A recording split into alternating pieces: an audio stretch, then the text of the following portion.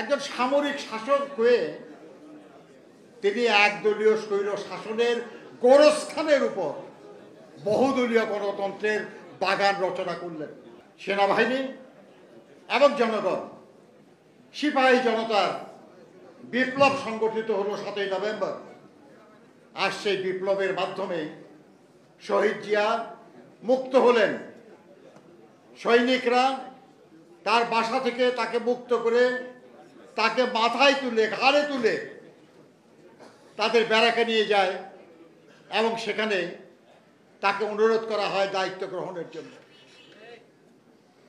কি পরিস্থিতি ছিল তখন বাংলাদেশে? 7ই নভেম্বর বাংলাদেশে কোনো সংসদ ছিল না, কারণ এর আগে খন্দকার মুশতাক সংসদ বাতিল করে দিয়েছে। কোনো মন্ত্রিসভা ছিল না, কারণ 3রা নভেম্বরের পরে মন্ত্রিসভার কোনো অস্তিত্ব ছিল না। প্রশাসনের প্রাসঙ্গিক একজন মাত্র মানুষ ছিলেন, তিনি হলেন রাষ্ট্রপতি বিচারপতি আবু সাদাত মোহাম্মদ সায়েম। সেই রাষ্ট্রপতির বয়স ছিল মাত্র একদিন। 6 নভেম্বর তিনি শপথ নিয়েছিলেন রাষ্ট্রপতি এবং প্রধান সামরিক আইন প্রশাসকের। তাহলে জিয়াউর রহমান সাহেবকে যখন অনুরোধ করা হলো রাষ্ট্র পরিচালনার দায়িত্ব নেওয়ার, সেই সময় বাংলাদেশের অবস্থা এই ছিল যে বাংলাদেশে কোনো সংসদ নাই, কোনো মন্ত্রিসভা নাই, সারা দেশে বিশৃঙ্খলা। ক্যান্টনমেন্টে পর্যন্ত সামরিক কর্মকর্তাদেরকে বাসায় ঢুকে হত্যা করা হচ্ছে। 3রা নভেম্বরে একটা কু হয়েছে, 15ই আগস্টে একটা ঘটনা হয়েছে, 7ই নভেম্বরে আর একটা পরিবর্তন। অর্থাৎ সেনাবাহিনীতেও একটা বিশৃঙ্খল অবস্থা, প্রশাসনেও বিশৃঙ্খল অবস্থা, দেশের অর্থনীতি বিপর্যস্ত।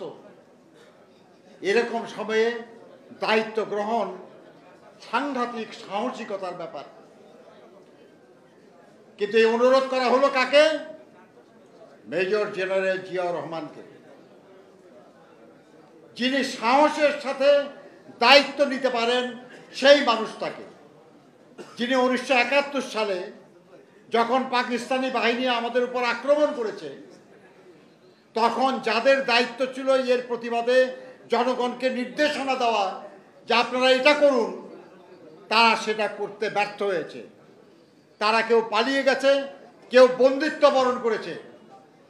ওই সময়ে একজন সেনা কর্মকর্তা মেজর জিয়াউর রহমান সাহস করে বলেছিলেন, উই রিভল্ট, আমরা বিদ্রোহ করলাম। সেই জিয়াউর রহমান, যিনি তার ইউনিটে ফিরে তার কমান্ডার তাকে হত্যা করে আমাদের যারা বাঙালি সৈন্য ছিল, অফিসার ছিল, তাদেরকে নিয়ে তিনি যুদ্ধ অবতীর্ণ হন। তিনি প্রথম সেক্টর কমান্ডার 1 নম্বর সেক্টরে, এবং একজনই কর্মকর্তা যিনি 2টি সেক্টর কমান্ড করেছেন কিছুদিন, 1 নম্বর সেক্টর কিছুদিন, 11 নম্বর সেক্টর কিছুদিন। এবং তিনি একমাত্র কর্মকর্তা যিনি সর্বপ্রথম মুক্তিযুদ্ধ চলাকালে ফোর্সেস কমান্ডার হয়েছিলেন, জেড ফোর্সের কমান্ডার, যিনি ভারতের মাটিতে থাকেন নাই। তিনি তার ইউনিট নিয়ে বাংলাদেশের ভেতরে থেকে যুদ্ধ করেছেন। সেই সাহসী এবং দেশপ্রেমিক মানুষটাকে যখন আবেদন করা হলো যে আপনি দায়িত্ব নেন, তিনি পুনরায় দেশপ্রেমে উদ্দীপ্ত হয়ে জীবনের ঝুঁকি নিয়ে দায়িত্ব গ্রহণ করলেন।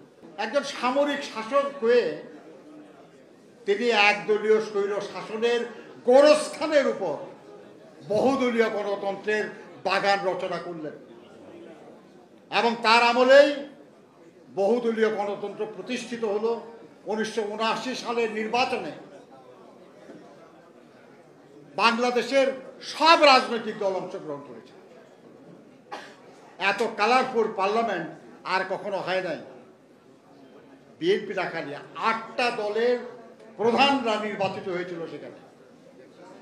তিনিই প্রথম করলেন, যেটা ছিল পাকিস্তান আমলে কমিউনিস্ট পার্টি নিষিদ্ধ ছিল, আর আওয়ামী লীগ আমলে ইসলামিক দল নিষিদ্ধ ছিল। তিনি বললেন যে গণতন্ত্র তো এই যে যার যা মত বলবে, জনগণ সিদ্ধান্ত নেবে কোনটা গ্রহণ করা যায় কোনটা গ্রহণ করা যায় না।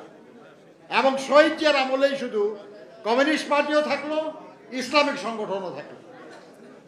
মোহাম্মদ তোহা নির্বাচিত হলো, প্রফেসর মুজাফর আহমদ নির্বাচিত হলো, আবার সবুর খানও নির্বাচিত হলো, আবার মৌলানা সোবহানও নির্বাচিত হলো। এই যে বহুদলীয় গণতন্ত্র, সবাইকে নিয়ে রাজনীতি করা, সবাইকে নিয়ে নির্বাচন করা, এটা তো ভুলে গেছি আমরা এখন। 2014 সাল, 2018 সাল, 2024 সালে আমরা তো সবাইকে দেখি না এই নির্বাচনে। এমনকি নির্বাচনে গেলেও বাদ দিয়ে দেওয়া হয়েছে, জোর করে ক্ষমতা দখল করা হয়েছে। কিন্তু বিএনপির ইতিহাস এটা না। বিএনপির ইতিহাস হলো, শহীদ জিয়ার দৃষ্টান্ত হলো সবাইকে নিয়ে রাজনীতি করা, সবাইকে নির্বাচন করা।